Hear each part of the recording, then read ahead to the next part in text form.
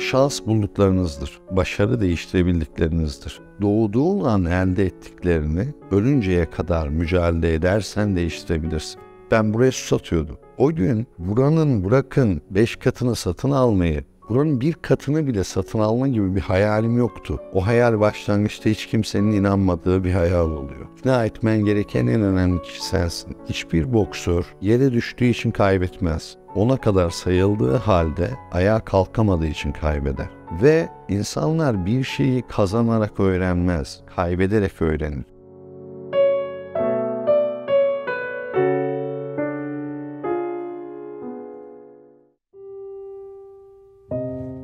Gökhan Taş ben, 16 Mayıs 1974 Ardahan doğumluyum. Kars'ta büyüdüm, orada okudum. Anneannemlerin erkek çocuğu yok diye 6 aylıkken onlara vermişler. Anneannem ve kuması büyüttü beni. 12 yaşında gerçek anne babamı öğrendim. O ana kadar abla zannettiğim insan meğersem annemmiş, enişte zannettiğim insan meğersem babammış. Onlar İstanbul'daydı.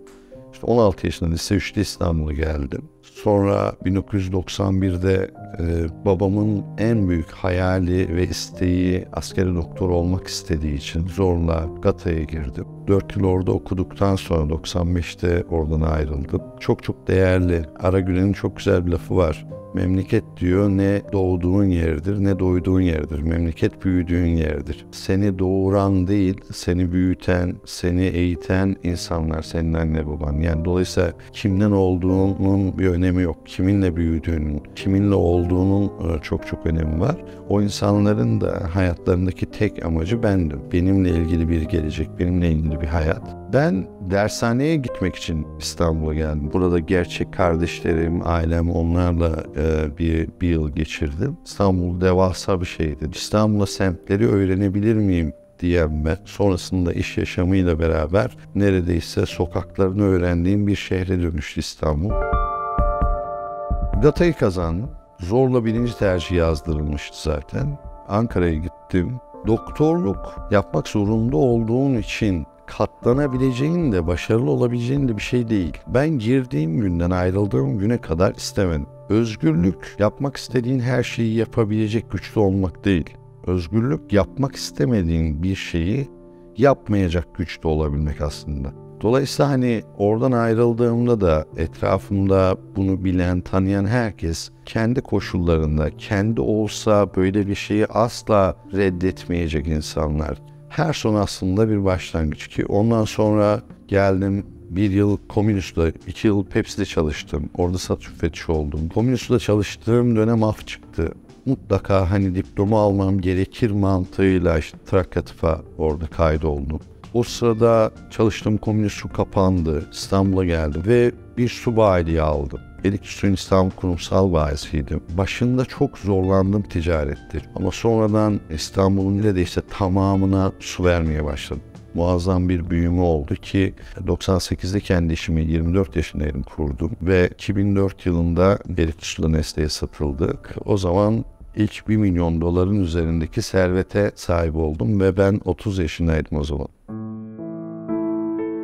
Benim hayata bir bakışım var. Şans bulduklarınızdır. Başarı değiştirebildiklerinizdir. Kaderi kabul ediyorum. Ve kader şudur. Doğduğun yeri değiştiremez. Aileni değiştiremez. Dilini, dinini, ırkını değiştiremez. Doğduğun an elde ettiklerini eğer ölünceye kadar mücadele edersen değiştirebilirsin. Ve Erikli'yi sattıktan sonra lokal bayiliklerim de vardı ama yine tesadüfen gayrimenkul alıp satmaya başladım. Gayrimenkul bir insanın hayatı boyunca aldığı veya sattığı en büyük alım satım kararı. Su en ucuzu, gayrimenkul en pahalısı. Bir al-sat yaptığım sırada o işi yürüten kişinin üstüne para ekleyerek yani 400 bin dolar aldığım yerin 360 bin dolar olduğunu anladım. Ve bu işin bu şekilde yürütülmemesi gerektiğini, bu işin dürüstçe, doğru, gerçekten sistemli ve kurumsal bir şekilde yürütülmesi gerektiğine inandığım için de gayrimenkul işine girdim. Hiçbir boksör yere düştüğü için kaybetmez. Ona kadar sayıldığı halde ayağa kalkamadığı için kaybeder. Ve insanlar bir şeyi kazanarak öğrenmez, kaybederek öğrenir. Kaybede öğrenmeyi öğrenir ve ondan sonra yapıp sonuç almaya döner.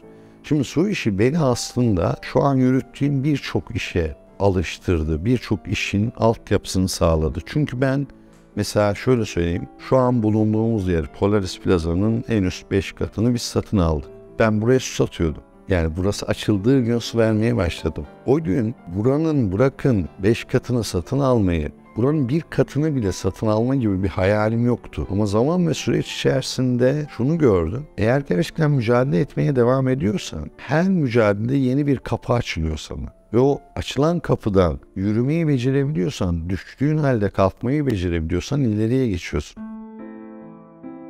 Tüm mesele şu, önüne gerçekten bir hayal koyman lazım. O hayal başlangıçta hiç kimsenin inanmadığı bir hayal oluyor. İkna etmen gereken en önemli kişi sensin. Sen ikna olduktan sonra başka insanları da ikna ediyorsun. Hep bize okuldayken şeyi söylerlerdi askeri kamplarda. İşte hazırlan, nişan al, ateş et.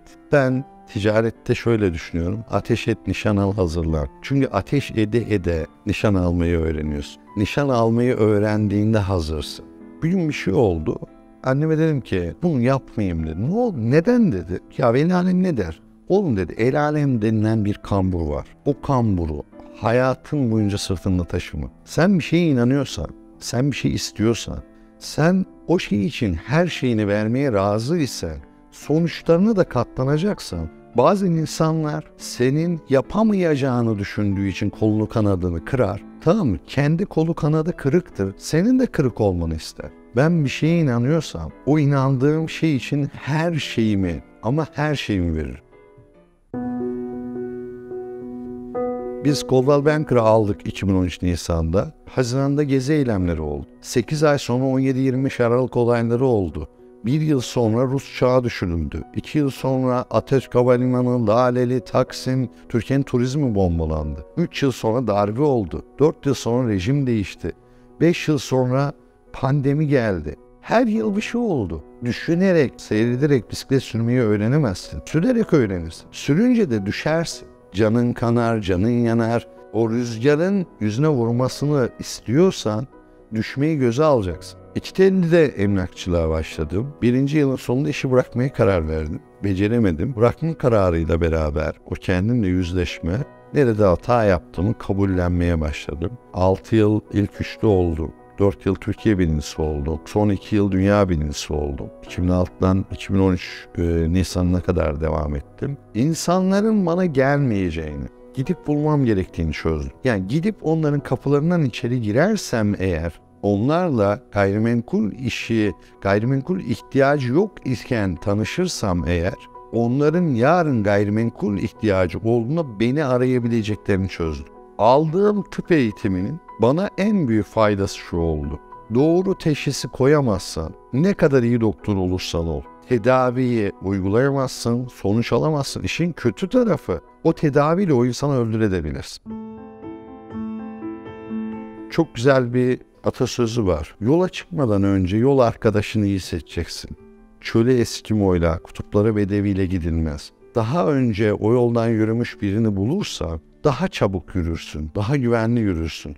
Ben bu yoldan yürüdüm zaten.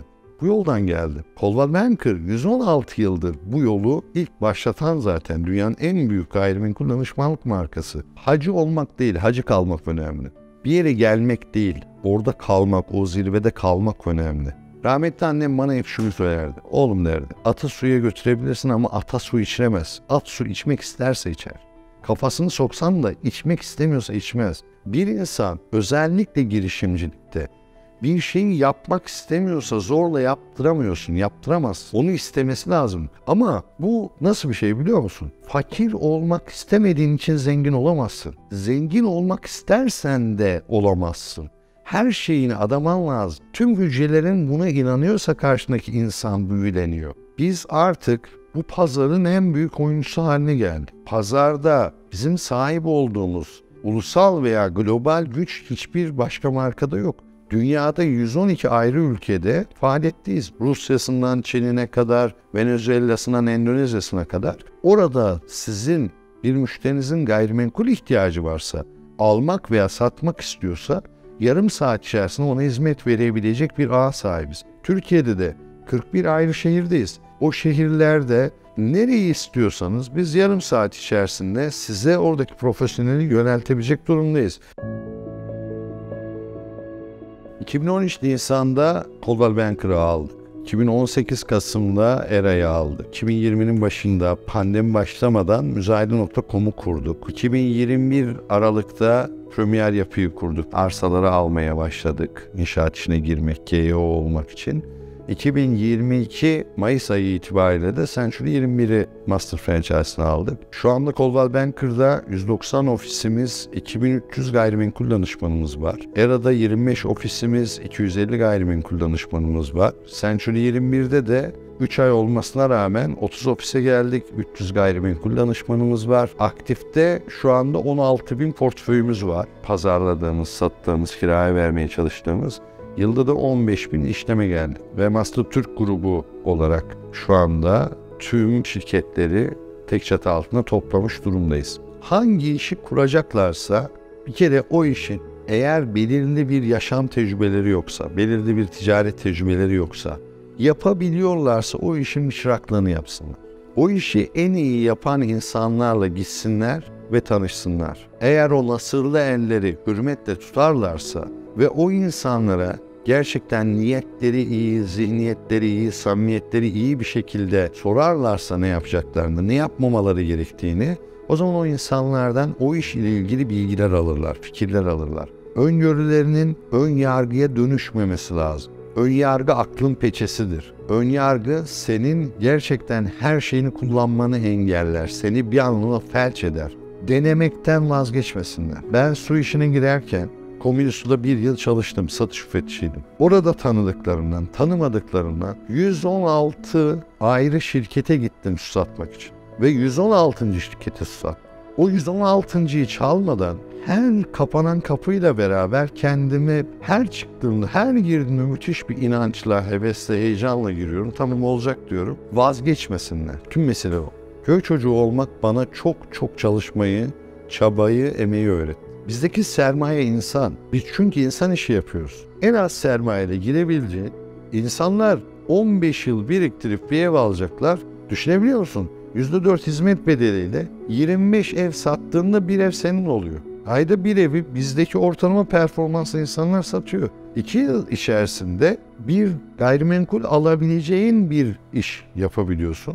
O zaman sen ne bileyim bu işi yapmamayı düşünüp maaşı tercih ettiğin zaman istediği her şeyi söyleyen, istemediği her şeyi duyar var ya.